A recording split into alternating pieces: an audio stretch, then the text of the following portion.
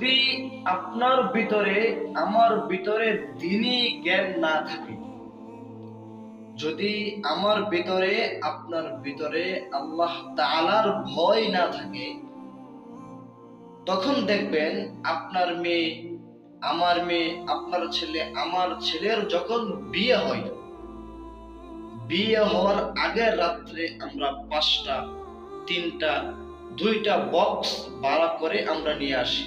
কারণ আমার ভিতরে আপনার ভিতরে আল্লাহ তাআলার ভয়, দ্বীনি জ্ঞান একচুল পরিমাণ নাই।